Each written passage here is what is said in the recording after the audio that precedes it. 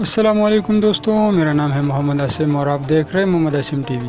दोस्तों, आज की वीडियो में हम बात करने वाले हैं दुनिया की खूबसूरत तरीन पूल्स के बारे में, जिनके बारे में शायद आप पहले नहीं जानते होंगे, क्योंकि पूल दुनिया की खूबसूरत तरीन चीज़ों में से एक है। आज की वीडियो में हम आपको दिखाने जा रहे हैं दुनिया की कुछ ऐसी खूबसूरत तरीन पूल जिसका शेप इंसान की तरह होता है। तो चलिए स्टार्ट करते हैं।